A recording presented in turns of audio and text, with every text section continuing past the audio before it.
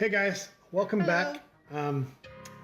This is good to have you guys back. We've been talking about this for a while. What we were going to do, we try to create a video about how to transition to keto lifestyle, and so this is it. This is what we're going to talk about. So here we go.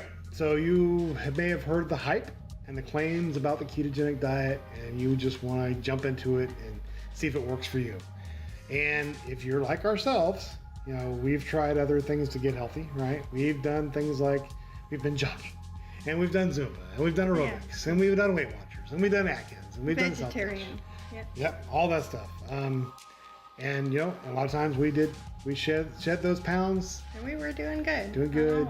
until we didn't, right? We'd run into that Brick wall. yeah, something would stop it. It'd become unsustainable.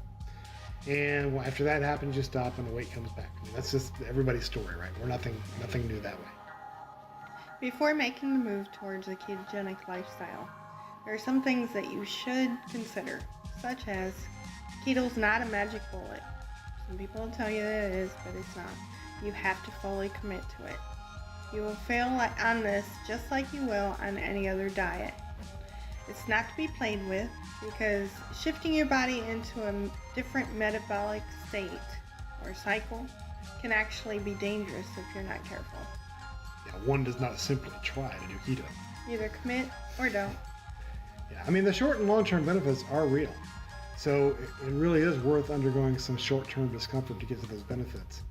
But the thing is, your body has enjoyed easy access to glucose your entire life, right? So what's it going to do when you don't give it that easy sugar anymore, right? You could probably compare notes to a heroin addict in those cases, right? It's going to reject it.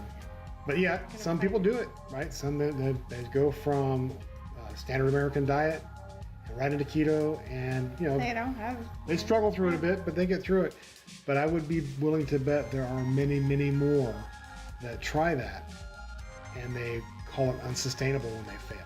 They hit the onslaught. Their body is not able to handle it. So that's the thing. The reason we're doing this. We don't want to see people fail. We want to help you. We want to get help you through it. Yeah, because we're bound to sugar, man. We're addicted to it. Everybody is in the United States, and most of the world. So we want to help you get through that. So if you've tried and you failed, or maybe you're just thinking about going the direction of ketogenic diet, and wondering, what's the easiest way for me to get there? That's what this is about. And you need to take certain steps. Yes, we're going to help you with those steps to prepare you for your journey to keto. And we got a lot of notes here, guys, so we're kind of reading off paper here. But apologize for that, but there's just a lot of material to cover. Yeah. First thing you need to do is prepare your brain. Mm-hmm. Write down the reasons that you're doing the ketogenic diet. Yeah. Yeah, some of your reasons might be I'm obese, I'm overweight, and I need to lose weight to get healthy, right? Insulin resistant. Yeah. Or you're type 2 diabetic, and you want to maybe get off the insulin. Yeah.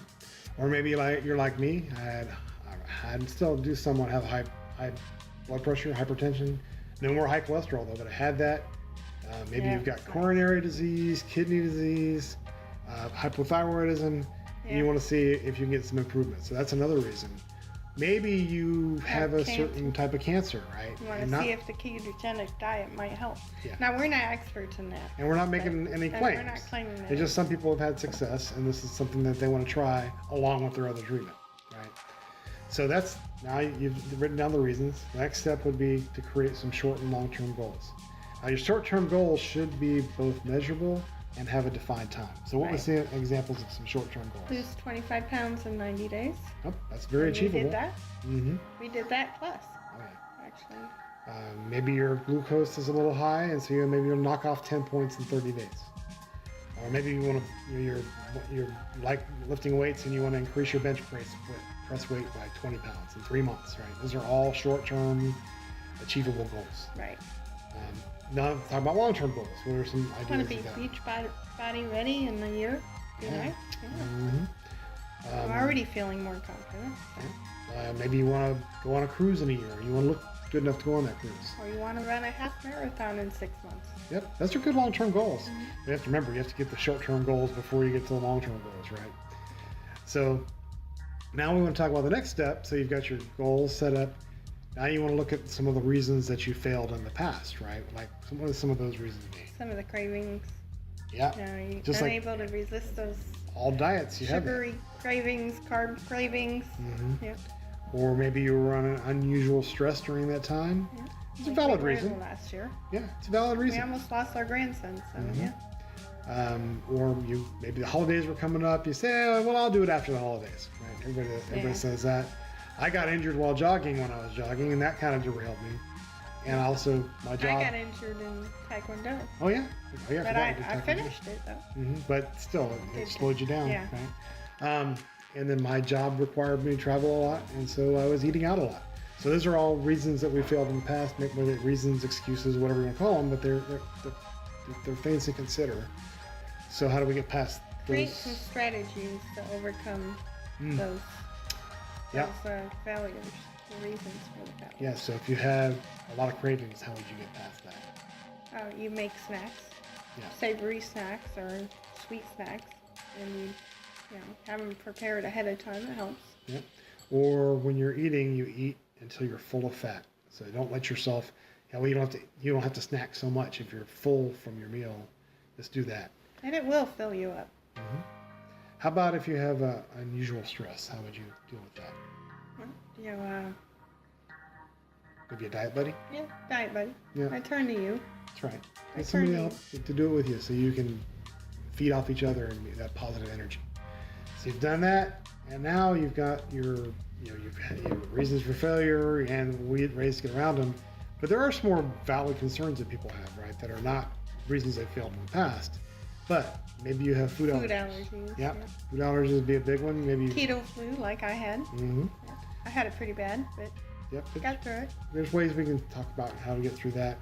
One that Shauna has a big deal with is diet boredom. Diet boredom. Yeah, she certainly does, and that's okay. A lot of people do, and so we'll talk about ways to get past that. Or maybe you're worried about getting injured during an exercise or something like that. Do keep in mind that you're not exercising to lose weight. You can lose weight without exercising. It's always good. We recommend exercising, but that's not a mandatory get your part of muscles this. toned. Yeah. That's right. Important. So look at those risks and those concerns you have, and do some research on how you can overcome them. Right. That finishes the preparing turn to your your brain. buddy. Oh yeah, right. Okay, so now that you have prepared your brain, figured out why you want to do this, now the next thing would be to do what? Download a free. Well, you make a personal assessment, right? Yeah. Well, yeah. Yeah. And download a free calorie tracking app. That's right. So you keep track of it. Yeah, we use MyFitnessPal. That's what we use. There's a lot out there, a lot of different ones. That's the one I like the best. Right? Record everything you eat, everything that enters your mouth. Right after you eat. Yeah. Don't wait till the end of the day. Like I used to. Yeah. Your body will help you lie. It will. It really will. We're not saying cut calories yet. Actually, don't. We want you to get a good assessment of what you do on a daily basis, right? So take note of how many calories a day, how many carbs, fats, and proteins. Again, not trying to limit it, right? And then find somebody to help you through it. So that'll help you to push be each accountable. Other. That's right. Did you record your stuff today? I'm a lot less likely to cheat with right. him around, and he'll keep me accountable and make me record my stuff. Yeah. You telling me what to do? Anyway, and then the last step of that personal assessment is what? Measurements and weight. Yeah, get your neck, your waist, your hips. We didn't do that right away. I wish we had. I wish we had, but This week I did, and from this week and last week, I didn't lose, but maybe half a pound, but I lost 2 inches on my waist. Yeah, that's huge. I lost 2 inches also, and so that's great. All right, so you got your personal assessment. You know where you're at, where you stand. Now let's compare yourself to the standard American, right? So I'm looking at the study here under the dailymeal.com, which says that the average American eats, this is unbelievable, but not when you think about it, 3,682 calories every single day. It's pretty amazing. But you can't fix something until you've identified it, right? So that's why we want you to take that assessment. Now, think of those calories. So of those 3,600 calories, let's say half of them were from carbohydrates. That would be 460 grams of calories per day. That seems like an amazing amount, but I think when we talk about some of these foods, and you'll see how easy it might be to knock some of them off. So what's the first one we look at? The sodas. Yeah. It's 47 grams of of carbs Each in one. each can of soda. That's right. So if you drink 2 sodas a day, that's almost 100 carbs a day right there. If you want to eat a healthy breakfast, Oatmeal. oatmeal. Yeah. 27 grams of carbs. Oh yeah. Half a cup, right? Yeah. And that's not including if you add brown sugar raisins or milk. That's just the oatmeal. True. I hadn't thought about that. Yeah. If you want that healthy juice, orange juice, 1 little cup. That's how I used to start my mornings. 26 carbs right there. Your lunchtime, you want those mashed potatoes, not including 35 carbs and 1 cup of mashed potatoes. One of my favorites. Yeah. Or if you want to have a healthy sandwich with 2 pieces of whole wheat bread. That's whole wheat. 24 grams. 24 grams of carbs. White rice, 45 carbs. What is that? 7 teaspoons? No, 9 teaspoons of sugar. Okay. The equivalent to, yeah. A Whopper with cheese. 53 grams of carbs. Also, medium French fries, 53 grams of carbs. So if you think about a value meal, 150 at least. that's 150 carbs. Yeah. 50, 50, and 50. So that's astounding right there. Oh, here's one. The McDonald's Big Breakfast with hotcakes and biscuit. 111 grams of carbs. 111. Oh, how about a healthy drink? A strawberry banana smoothie. 71 grams of carbs. Or my go-to at night, a 3/4 cup of Honey Bunches of Oats cereal. 26 grams. 26, yeah, right before I go to bed. That's brilliant. Yeah.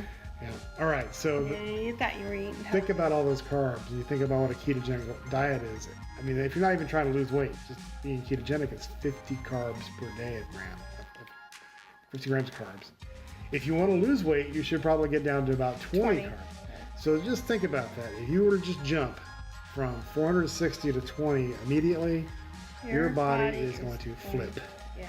Because it's going to think you're starving, and it kind of is. It's going into shock. It's used to getting all that sugar, and all of a sudden you're taking the sugar away. Your system's definitely going to... It's going to have a hard time doing that. And your body is not going to shift until all of your sugars are out of your body too, right?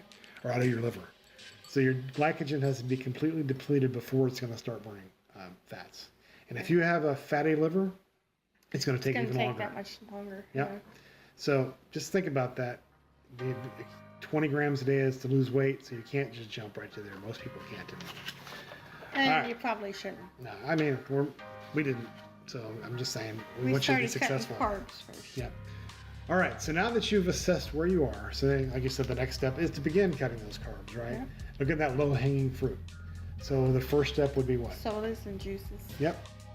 Sodas and sugary juices. Drink water with lemon juice and sweetener, and it really helps. Mm-hmm. It's not coffee, it's lemon juice. And water, see? Yeah, you can help yourself out by eating a lot of green vegetables too. Yeah. It helps fill you up. Add avocado and other healthy fats. If you don't like avocado, find another healthy fat. Mm-hmm. Nuts, mayonnaise, things like that. Fatty meats, red meat, ground beef, bacon. The other thing would eat more meat, less sides. So that's right. Skip the sides, skip the rice. Get rid of the potatoes and the rice. And eat the meat till you're full, right? That's the thing. That's how you start this transition. And just by doing those little things, you can cut out 200 grams of carbs every day. So you went from 460 to 260. And you might actually start losing weight. You might, just during that time. And just do that for 1 week. For the second week, what you're going to want to do is purge the poisons. Make sure you clean out your pantry and your cupboards and remove all the carby stuff. Rice, flours, pastas. And either give them to food shelter or something. Or just chuck them. Or just throw them away. That's right. If they're open, obviously, you can give them away. Yeah, you can't give them away then. And you're not going to continue eating the same way you were the prior weeks, right?